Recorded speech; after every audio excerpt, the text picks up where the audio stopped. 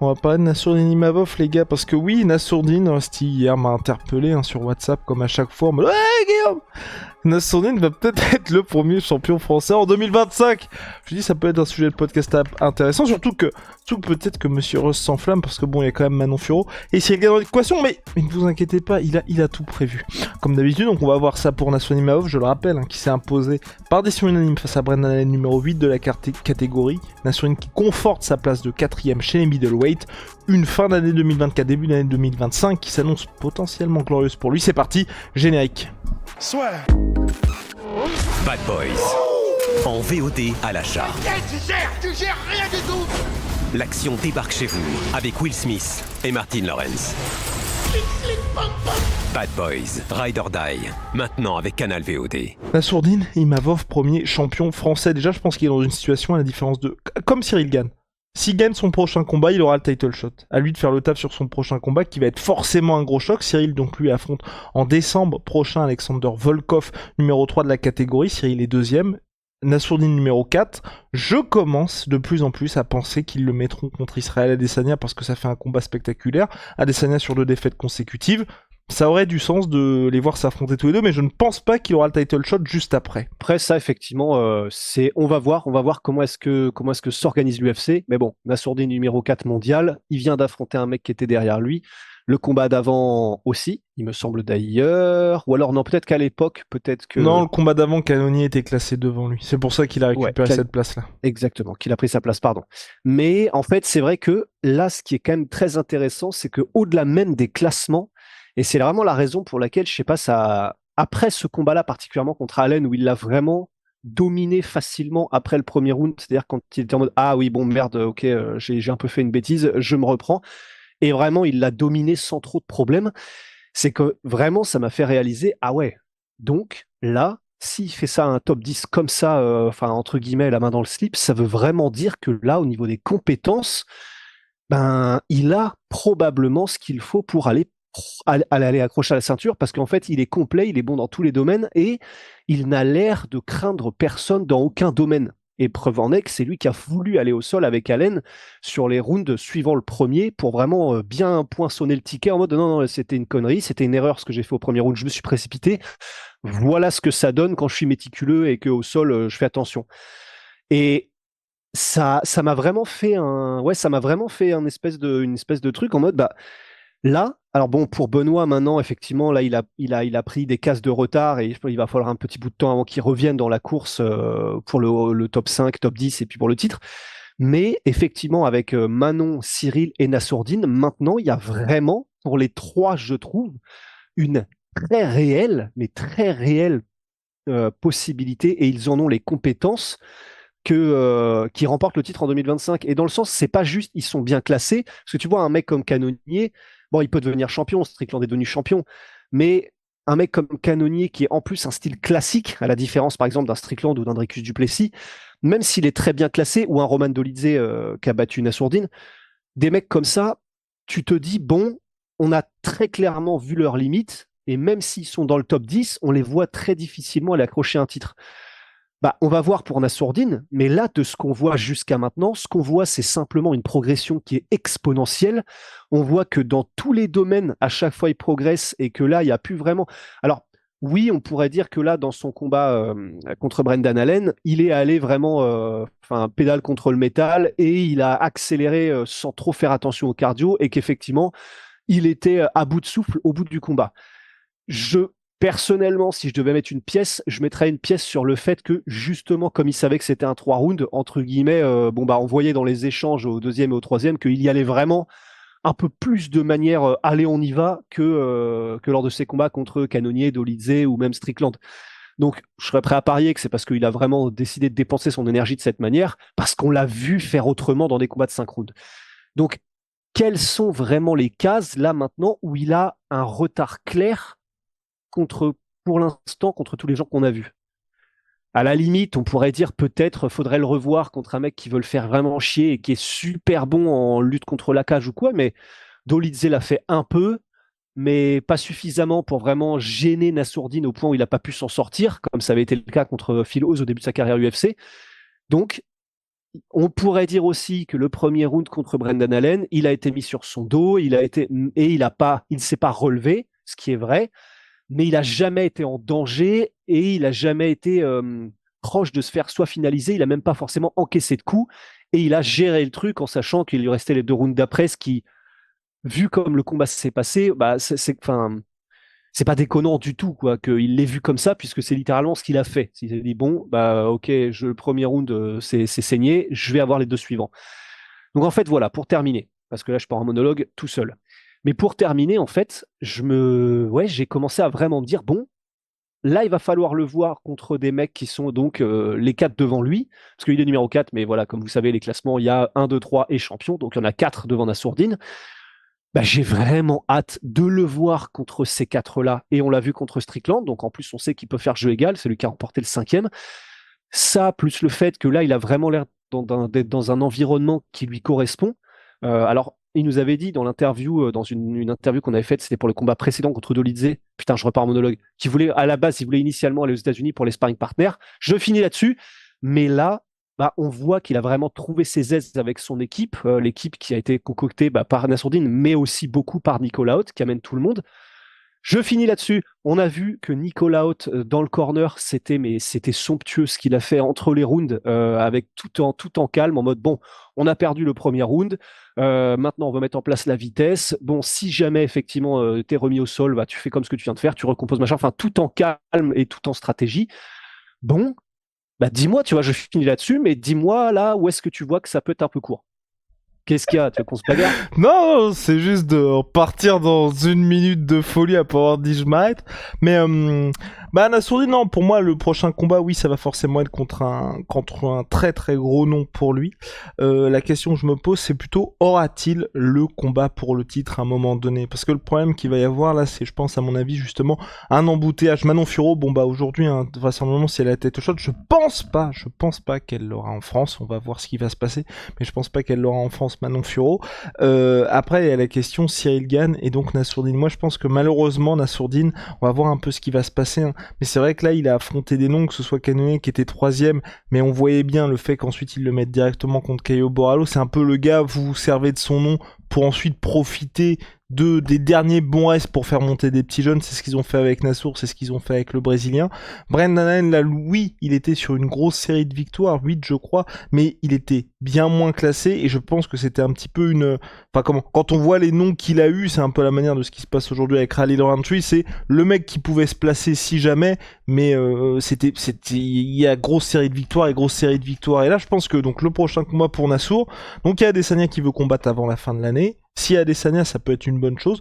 Faut qu'il le gagne. Après, je ne sais pas ce que l'UFC va faire. Et c'est là où, moi, je vais vraiment... Je ne sais pas non plus ce qui va se passer pour Nassourdine. C'est, au regard du statut des Robert Whittaker, des Ramzat Chimaev, Sean Strickland, est-ce que Dricus Duplessis combat sur le dernier... S'il y a Dricus Duplessis, Sean Strickland lors du dernier pay-per-view, quid d'Alex Pereira qui veut peut-être s'offrir une last dance 2025, peut-être qu'à un moment donné, Bonical va aussi commencer à arriver. En vrai, l'UFC, et on répète à chaque fois et vous commencez à le voir, c'est surtout un business pour une catégorie comme les middleweight, quand même une catégorie importante pour eux. Est-ce qu'ils vont se dire, putain, on fait un combat, je dis n'importe quoi, mais si Dricus défend contre Strickland, Dricus Nassourdine, c'est pour nous, ce serait génial en France, mais vous savez que nous, on paye pas les pay-per-view et pareil, on n'achète pas des billets à 1000$. Donc, pour l'UFC, c'est là où moi je me dis, est-ce qu'ils vont pas faire galérer Nassourdine et privilégier un mec qui vend un peu plus, même si c'est quelqu'un qui est connu ou pas. Enfin, c'est juste là où moi ça m'inquiète un peu pour lui, tu vois, qu'il le fasse un peu attendre, parce que pareil, et là on en a déjà parlé, mais le move qu'a fait Sean Strickland, qui est de dire pop, moi j'attends et j'aurai le prochain title shot. Dana White, d'habitude, il envoie des bastos à tous les mecs qui disent ça. Sauf que là, comme Adesanya a perdu, pénurie de superstar, bah donc Sean Strickland, il a le droit de le faire, et c'est lui qui aura le prochain title shot, alors qu'il n'a que battu Paulo Costa entre-temps, hein. Enfin, c'est pas comme s'il avait sorti une perf de zinzin et que tu te dis, il faut lui filer le title shot. Ben, c'est clair. Bah, en fait, c'est vrai que c'est pour ça que, voilà, sportivement, on a fait la première, enfin, j'ai fait tout seul en monologue la première partie de ce podcast, mais c'est vrai que c'est le gros point noir. C'est que, bon, bah, au-delà du fait qu'il n'est pas américain, Nassourdine, et qu'il ne parle pas anglais, et qu'il n'y a pas le côté, parce que c'est pas dans sa manière de faire, il n'y a pas le côté effectivement trash talk à la manière dont, même pas Sean Strickland, parce que lui c'est l'extrême, mais même un gars comme Dricus du Plessis se permet de faire. C'est vrai que c'est probablement le point noir, ce sera le côté divertissement hors de la cage, parce que ça correspond pas à Nassourdine, et du coup, ça ne fait pas vendre aux yeux du public anglophone. Ben voilà, je suis d'accord. C'est le seul gros point noir qui peut, la manière dont Nassourdine peut essayer d'améliorer un petit peu ça, ce serait, ben voilà, s'il commence à faire toutes les interviews et les conférences en anglais, parce que parce que tout simplement comme ça, le public pourrait accrocher un petit peu plus et avoir une proximité. Alors, et c'est vrai qu'il y a des contre-exemples, hein, les José Aldo, les Charles Oliveira, les Alex Pereira. Mais parce que t'es tributaire du reste de la KT aussi. Tu vois, par exemple, même le vrai contre-exemple, c'est Cyril Gane. Pourquoi est-ce que Cyril Gane, les gars, il obtient ses title shots, qu'il a ce statut-là? C'est parce qu'il est dans une catégorie où, dans les mecs qui sont actifs, l'autre superstar s'appelle Thomas Spinal. Donc forcément, pour l'UFC, enfin, même si dans la cage, il fait le taf, Thomas Spinal, mais en dehors, c'est l'équivalent de Cyril Gane. Alors que le problème de Nassourdine, c'est qu'il est dans une catégorie où t'as certains des mecs qui vendent le plus à l'UFC. Où en gros, l'UFC fait des pay-per-view exprès pour eux. Soit t'as Alex Pereira, enfin quand il y avait Alex Pereira, soit t'as Israel Adesanya, c'est compliqué. Ou alors Sean Strickland qui a pop comme ça et qui a vraiment eu un impact énorme. Et donc forcément, l'UFC va plutôt privilégier ces options et c'est pour ça que vous voyez de temps en temps quand il y a des typiquement Merab Dvalishvili qui avait 11 victoires consécutives je crois et qui est passé par tous les pièges avant d'avoir son title shot, alors qu'on a un Sean O'Malley qui a un chemin un petit peu facilité, même s'il fallait pas de Petroyan certes, mais vous voyez avant ça, c'est des catégories où ils peuvent, en fonction de ce qu'ils voient en vous faciliter le chemin vers la ceinture. Et moi c'est juste ça pour Nassourdine. Voilà. Mais sportivement, de toute façon, à partir du moment où tu gagnes, à un moment, l'UFC va être obligé de te filer le title shot. Mais c'est pour ça que moi, je pense vraiment que...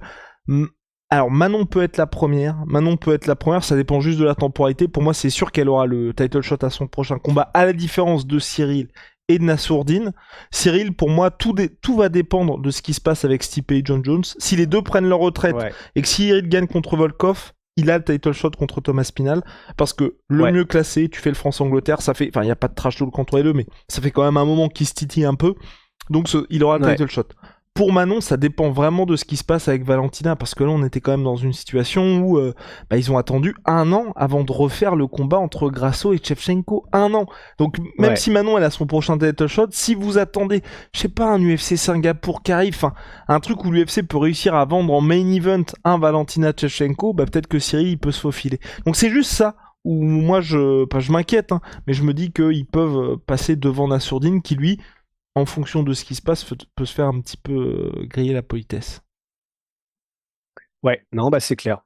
J'étais en train de réfléchir parce qu'on a parlé de Pereira, José Aldo, Charles Oliveira, mais ils sont brésiliens, donc c'est encore différent parce que le Brésil est un énorme marché pour l'UFC. J'étais en train d'essayer de trouver quelqu'un qui peut-être était Gamrot. Peut-être Gamrot. Et encore, mais tu vois, pour moi, Pereira, José Aldo, c'est parce qu'il y avait personne, entre guillemets, d'hyper connu, tu vois, quand il y avait l'époque Wake et puis Run UFC. Et pour moi, Pereira, il est devenu star. Le problème, c'est qu'on n'a pas vraiment les chiffres quand il y a Pereira tout seul. Et surtout que le mec est le sauveur ultime de l'UFC. Donc en soi, tu rends à chaque fois service. C'est un peu comme Volkanovski, le moment où il est devenu star.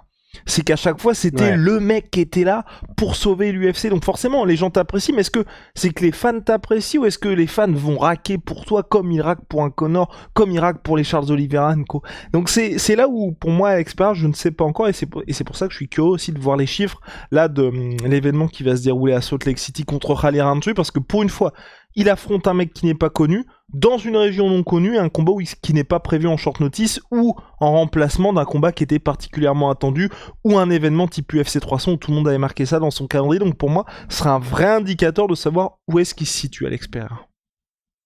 Ouais, complètement. Effectivement, et puis on va voir. Et puis pour Nassourdine, par contre, ce qui est intéressant, et moi c'est là où c'est pas du tout pour envoyer des bastos à Manon et à Cyril Gane, je préfère le dire, mais là où Nassourdine, pour moi, même si tu vois, il est pas champion, ça va être intéressant, c'est qu'il est dans une catégorie où, justement, il y a des noms, donc c'est chiant pour avoir le title shot, mais l'avantage, c'est que Cyril Gane contre Volkov, personne n'est hypé, et on est content de revoir Cyril, mais vous voyez ce que je veux dire. Personne n'est, waouh, faut que je regarde. Manon Fiorot, Valentina Shevchenko, on est content pour Manon aussi, mais voilà, pareil, on n'est pas là à dire, bah là, là, c'est bien pour le fait historique, mais voilà. Mais que ce soit Nassour contre Adesanya, Nassour contre Sean Strickland, Nassour, ils ne veulent pas s'affronter, mais s'ils n'ont pas le choix, ils le feront, ou Nassour Ramzat, enfin, c'est vraiment des combats que tout le monde veut voir, et c'est pour ça que c'est bien pour Nassour, c'est qu'il est dans une catégorie où t'as pas nécessairement besoin d'avoir le combat pour le titre pour que les gens se disent waouh, ça va marquer les esprits.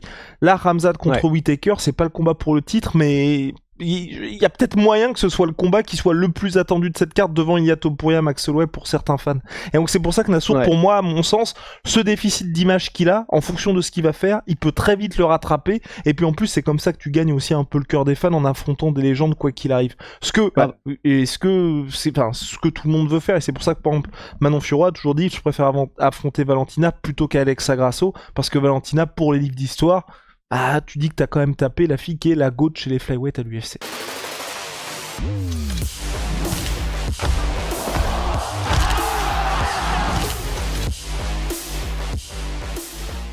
Salut à ma sweet pea, ma sweet potato, moins 30% minimum sur tout my sweet pea.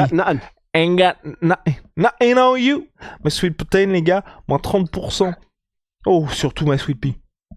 Oh, quel régal, quel régal. BCA My Sweet Pea, donc moins 30% sur tout le site. Et puis Holy Moly Révolution dans les boissons énergisantes, ils ont en plus en ce moment leur calendrier de l'avant qui est disponible sur leur site. Code LASSUR5 pour votre première commande, moins 5€, moins 10%.